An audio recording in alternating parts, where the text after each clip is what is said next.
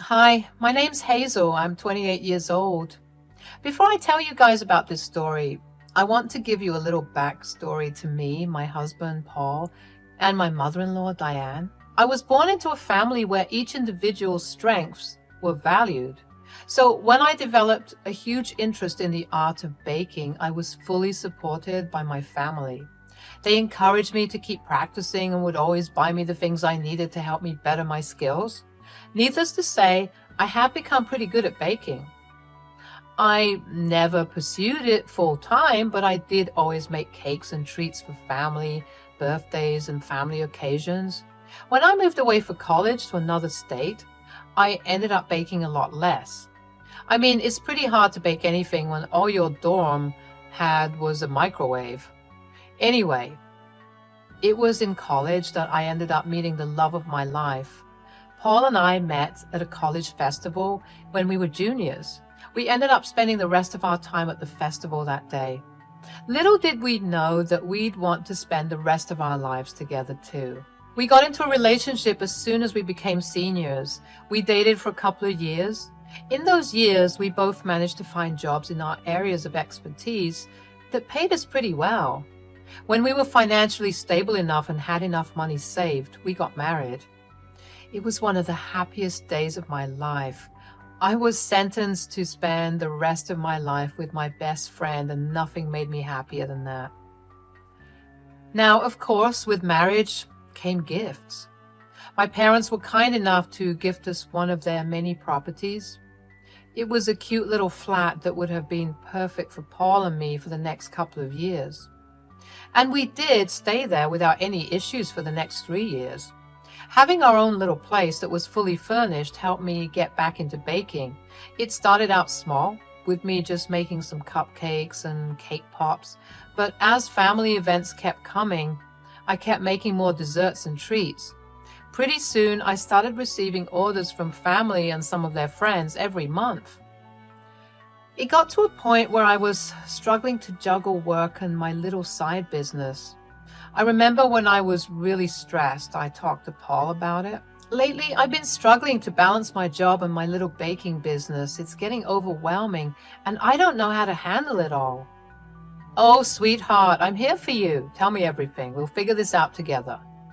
I just feel like I'm running out of time and energy. My baking orders are increasing and I want to give it my all, but work keeps demanding so much from me too. I get it. I believe in your talent and I know how passionate you are about baking. So what if we invest more in the business? That way you can focus on it full time. I'll support you and we'll manage our finances accordingly. Really? You do that for me? But what about your savings and financial security? Don't worry about that. Your happiness and success mean everything to me. I want to see you thrive, and I'll do whatever it takes to make it happen. We're a team, and together we'll make it work. It felt great to have my husband support me so much. I knew that jumping into baking and making goods from my nice, stable job was a huge risk. But I wasn't alone in taking that risk. Even though I had a lot of doubts swirling in my mind, I knew that I wasn't doing this alone. Having Paul by my side made everything seem less scary. So Paul invested the most into my business, and obviously he held the most of the shares. The other investors were my brother and my father. They held minor shares. It felt good to have people believe in me when I was practically shaking at the thought of doing something so risky. Over the next 2 years, my business collected a lot of attention. I was smart enough to start marketing my company on the internet. I mainly used Instagram and TikTok. Thanks to my videos, I managed to gain a good amount of customers. My business started growing, and before I knew it, I had quite a bit of customers daily. Thanks to all my profits, I was able to rent out a small outlet to set up my shop and start selling my goods. As soon as the paperwork was done and the shop was set up, we inaugurated the business. In 2 weeks, we were already popular. I was making a good amount of money, but I did not let any of the progress go to my head. I made sure to always stick true to my roots and focused on producing good quality food. Paul still stood by me and would sometimes even help me around the store. I was finally able to live out my childhood dreams, and I had the perfect man by my side. I don't like to brag because I believe that it invites bad luck. But bad luck came knocking at my door anyway in the form of my mother-in-law, Diane. Diane and I used to have a pretty cordial relationship. I mean, we were never very close and always just remained civil with each other at family events. I never interpreted that to be hatred or dislike. I just thought that she took a little time to warm up to new people, so I let it be. However, as soon as Diane heard that I was going to start my own business, she began to behave more hostile towards me. She would deliberately try to sabotage me at family events. She would belittle me and make fun of me whenever she met me. Paul would always stand up for me.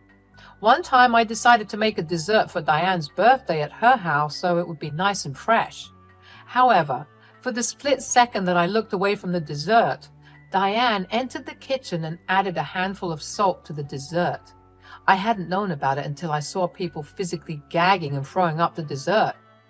I felt horrified as I wondered what had possibly gone wrong, so I tried it too. I tasted the salt immediately and threw it out. I wanted to cry. Diane made sure to make a big scene about it too. She kept saying that this is why I shouldn't even be popular. I apologized to her profusely, but she refused to listen and kept telling everyone that I had purposely tried to sabotage her birthday. I almost left in tears, but then one of Paul's nephews spoke up. He was just a little boy of 6 years. He innocently told Diane that she was lying because he saw her put a lot of salt in the dish when I wasn't looking. Everyone looked at Diane in confusion, and Diane tried to nervously laugh it off and say that he was just a kid who was saying anything. But then the little boy started screaming that he wasn't lying and that he had seen Diane pour the salt in and stir the dessert up. I was shocked at Diane's actions. I realized then the extent that she would go to just embarrass me and put me down. Now, instead of humiliation, I felt anger. But before I could say anything, Paul approached his mother. His face was red with anger. "What's your problem with Hazel? Why do you keep trying to sabotage her and put her down?" "Oh, you're making a big deal out of nothing. She's just a simple girl with a little baking hobby. She shouldn't be as popular as she is." "She's not just a simple girl with a hobby. Hazel is talented and hardworking. She's built her business from the ground up, and it's successful because she's amazing at what she does.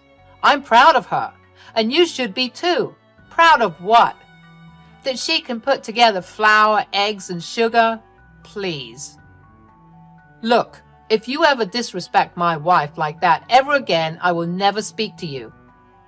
"I'll make you see why she's the wrong choice for you. Just wait and see."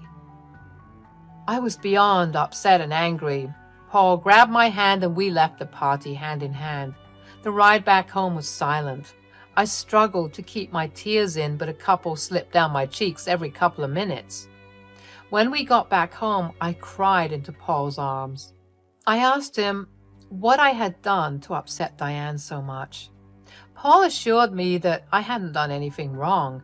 He told me that his mother was just jealous of me. I told him that if she wanted, I could give her a role in my company, if that's what she wanted. Paul strictly told me not to do that because that would mean that I would leave something important in the hands of someone who wanted my business to fall. I shed because I knew that Paul had exhausted all his savings into this business. But I just wanted to do something to get Diane to like me, or even just treat me with a little respect. Paul told me to never stoop so low as to get someone like his mother to respect me. He told me that I shouldn't have to do so much for her to treat me like a human being. He told me that if she pulled one more stunt, he would cut her off. I realized that what Paul was saying was true. I shouldn't have to work so hard for the respect that everyone deserves, regardless of status or gender. I knew that I wasn't going to let Diane or her actions affect me anymore. I mean, I had thousands of people praising my work, for God's sake. Why should I let her opinions of me change how I see myself and my work? I thanked Paul for his support and gave him the biggest hug. Later on that night, we heard from Paul's sister, the one whose nephew spoke up for me. She told him that their mother had called her and yelled at her for not keeping her son in check. She demanded an apology from his sister.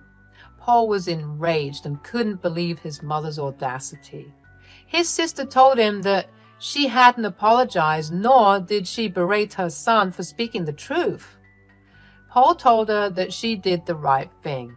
After he cut the call, we decided that we would buy his nephew a little present for his good deed. The next day, I took a day off from work. I decided to buy Drew a present and spent the day with him. I picked up a Lego set that I knew he'd been wanting for a while and also some snacks. We spent the day playing around and eating a boatload of snacks. He loved the present, and we also spent some time assembling the Lego. What I'm trying to say is that I spent the entire day away from my phone because I was too wrapped up in spending time with Drew. At around 7 p.m., just as I was leaving Drew's sister's place, Paul called me. "Babe, have you checked your social media? There's something going on." "No, I haven't. What's happening?" "A bunch of people on Instagram and TikTok are complaining about your business. They're saying terrible things about the service and the prices, and even accusing you of reselling grocery store confectionery." "What? I can't believe this. Why would anyone spread such lies?" "I don't know, but we can't let the haters win. It's time to address this and set the record straight." "You're right. I'm just scared that all the hard work we put into the business will be ruined by these rumors." "We won't let that happen. We'll respond to each of these claims. Show them the truth and defend your reputation. You have a loyal customer base who knows your dedication and talent. We'll get through this together." "Thank you, Paul. Your support means the world to me. I won't let these rumors bring us down. Let's fight back and show them the real story behind the business." "That's the spirit. I believe in you, and together we'll overcome the challenge." I drove home with a lot of plans brewing in my mind. I needed to figure out how to address the situation in the best way and reassure my customers that all the allegations and rumors were fake. When I got back home, I immediately set up my camera and started filming a video to post. I assured my customers of the quality of my food. However, for some reason, it did not help. In fact, the opposite started happening. More and more people started coming out and talking about their bad experiences with my business. I started losing a lot of customers. Along with the customers, I also started losing sleep. No matter what I did, it never seemed to help turn things around. This went on for a couple of months, and before long, I realized that I was at a serious loss and that I was drowning in debt. I was barely breaking even, when before I would make profits that were 40 times my investment. I ended up sitting Paul down and breaking the news to him. "Babe, about the business, it's not going well, and I don't know what to do. We're at a huge loss, and I've tried everything, but nothing's working. The negative comments and insults keep pouring in." "Oh no, I'm so sorry to hear that. This must be really tough for you. What are you thinking of doing?" "I think we have to shut down the business, Paul. It's too risky to keep going like this, and I don't want to drag us both down with it." "I'm so sorry, darling. I wish I could have done more to help." "You don't understand. I don't want you to be broke because of my dreams." "It's not just your dreams, baby. It's our dreams. We're a team, and I'll always stand by you no matter what. Money comes and goes, but our love and support for each other will remain. We'll find a way to get through this together." I couldn't believe how selfless Paul was. I always knew that I was lucky to have him, but this lucky? I never thought I would find someone as amazing as Paul, and I told him as much. I felt so grateful to have him in my life. I knew that no matter what happened to the both of us, we'd always have each other's backs. Over the next few weeks, we began the painful process of shutting down the business, selling off the outlet, and paying off our employees and investors. It hurt to do all of that because it was essentially me setting fire to everything I had worked so hard to build. Paul was super helpful during the entire thing. He made sure that I was okay and kept me from spiraling into depression. By the time we were done wrapping up the official paperwork, it was time to celebrate Paul's birthday. However, considering how we just lost a lot of money, Paul decided that he didn't want a big celebration or a celebration at all. I tried to convince him, but he just wouldn't budge. I couldn't help but let it go. I wanted him to have a good time. I wanted to properly celebrate him, especially because he had just gone through a very hard time too. But it would be insensitive of me to go against his wish for his big day, you know? Anyways, while I was accepting, his mother, Diane, didn't. She came over to our place the night before Paul's birthday and asked him why he wasn't celebrating it like he always did. "Paul, why aren't you celebrating your birthday like you always do?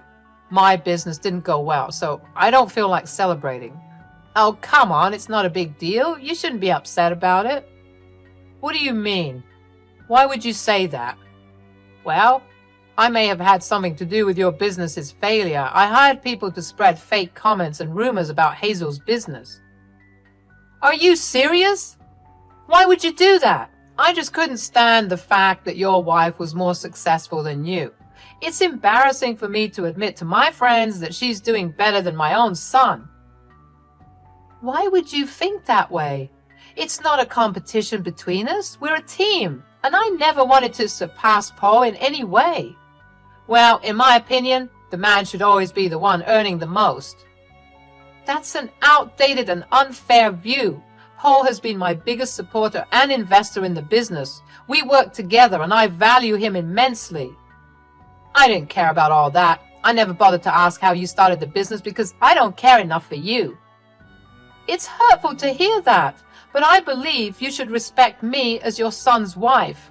Your actions have hurt Paul too." "Oh, what? Did he cry because his wife was crying? That's pathetic. That's why I'm here to straighten you guys out. If you had a big enough brain to be a little open-minded, you'd realize that there was something deeper other than Paul caring for me." "What do you mean? Your son invested all his savings so I could live my dreams. Your selfish and cruel actions have left Paul broke, which is why he'd rather not celebrate." I'm sorry, Paul." "We don't need your apologies. Leave our home." "Get out! You ruined my birthday with your selfish and toxic behavior. I can't believe you thought that it was okay to do that and brag about it to me. You're a horrible, horrible person, and I hope the worst for you." "Paul, please." "No, enough is enough. Goodbye, Diane." I felt no remorse for the way we made Diane feel. She ruined everything because of her ancient ideologies and toxic thought processes. I wanted her to feel the pain of losing something she loved. Paul felt the same way. He couldn't believe that his mother would go to such lengths to hurt his wife. He wanted nothing more to do with her. "I can't believe what my mother did to you. I want her out of our lives for good." "Thanks for standing up for me. I never expected her to go that far. It's the right thing to do. We'll rebuild and make sure nothing like this happens again. I promise to protect you and our dreams." "You're incredible. I'm so grateful for your unwavering support. We'll get back on our feet stronger than ever. We'll hire a PR team and a lawyer to safeguard our business and reputation. With you by my side, I know we can face anything. I love you, baby." "I love you too, darling." As time passed, we slowly got back on our feet. It was a very slow and difficult time. We had gotten too used to enjoying a lot of comfortable things. We had to give them all up so we could finally start saving. It was very hard to adjust initially, but we found a way to adjust for now. As for Diane, I have no idea what she's doing. Paul and I made sure to inform everyone about what she had done. Needless to say that the entire family on both mine and Paul's side were more than angry at her. She decided to lay low and avoid contact with any of us. I know it was difficult for Paul to cut off his own mother, but he stood firm in his decision. He also took amazing care of me and still hyped me whenever I felt too down about everything that happened. As for what's presently going on, I have started selling my desserts and treats among my family once again. I hope that this time it goes better, but that's a wish for the future. Right now, both Paul and I are focusing on healing and moving forward. Thank you so much for listening to me. I hope you always remember that you deserve to be treated with respect, and no matter what anyone says, you'll always deserve happiness and success. Fight hard for what you love and always stick by those who love you.